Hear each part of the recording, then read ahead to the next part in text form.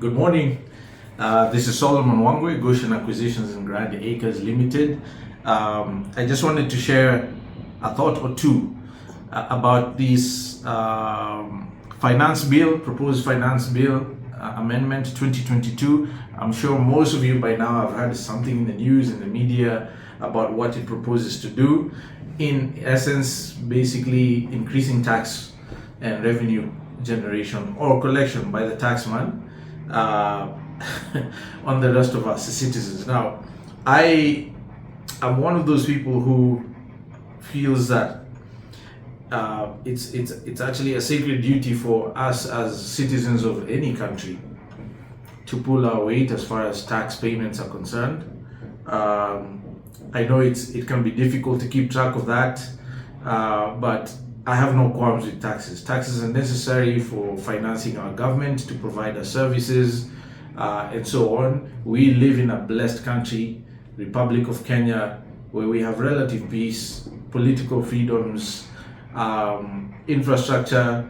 Of course, there's room for improvement, but by and large, compared to all the other countries in our neighborhood, we're faring quite well. Above all, we're able to live our lives on a daily basis, pursuing our dreams and pursuing happiness, which is not something you want to take for granted. So I don't want to give the impression that I am anti-tax. Taxes are necessary. But the new proposed Finance Bill 2022 feels a bit punitive, in the sense that it's proposing extremely sharp increases in certain tax brackets or pockets of revenue generation for the KRA. And there's four basic ones. If you condense the proposal, it covers four areas. The one I'm particularly interested in is the fourth one, which has to do with capital gains tax. If you don't know, capital gains tax is a tax that is levied against anyone who experiences a cash windfall in income from the sale of an asset. So whether it's shares, whether it's properties, and so on. Some of those, I believe, may have some exemptions. And quick disclaimer: I am not a tax expert. Number one, speak to tax experts for advice on exactly what this means from a technical perspective. So I'm just sharing my views as a person, a citizen of this beloved country of Kenya, who operates in an industry that is subject to capital gains tax, the property industry. And so capital gains tax will generally mean that if I sell a property for, say, 1 million shillings, and I bought it 10 years ago for, say, 100,000 shillings, I have experienced a gain of 900,000 shillings. Now, this is a simple math. I have not included my maintenance costs during that period, stamp duties, any legal fees, any improvements I've made to the property. All those are allowable for claiming expenses if you can prove with receipts and so on. But let's assume it's a clean 900,000 shillings in gain. I am supposed to pay a 5% of the 900,000 shilling gain in capital gains tax. And that is very separate from my other income taxes, right? So basically, the government of Kenya is a 5% shareholder in all your profitability as far as a cash windfall on a pure net basis.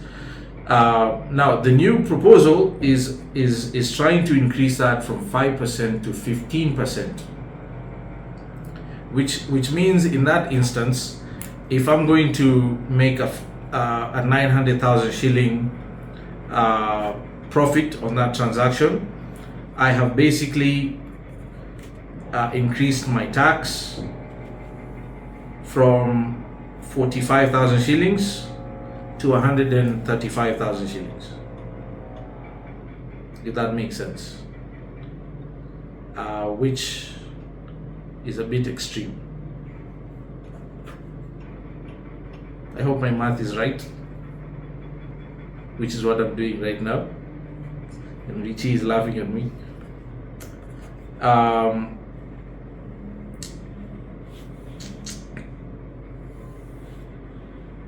Yes, so you can see that that's a big jump. It's 3 times more.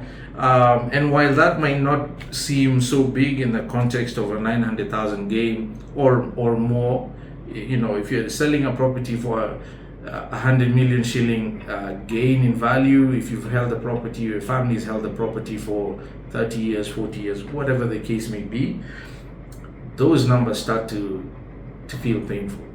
And I think in general that jump is not necessary. It's punitive. It's only going to hurt the economy because you're taking money away from people's pockets that they could spend on consumables, that they could further reinvest and create opportunities and jobs for the present and for the future.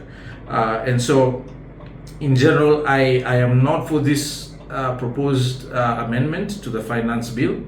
And I encourage you all, especially if you're interested in investing in properties and land, be aware, be informed, understand what the laws say regarding your particular areas of activity, because they will impact you when you sell. And like I've always said, you want to make money when you buy, not when you sell.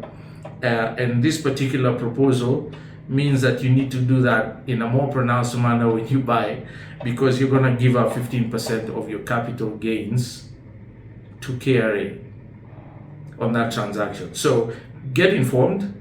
If you're talking about a property that you actually live in, that you can prove you have resided in over the last, I believe it's 3 years, continuously uninterrupted, which means you have electricity bills, water bills that you've been paying for, land rates and rents and so on, maintenance costs, landscaping, repairs on the property, any upgrades, blah, blah, blah, and you have receipts for those, you are actually exempted from paying capital gains on that, because that's considered to be a primary residence if you can prove it to be so.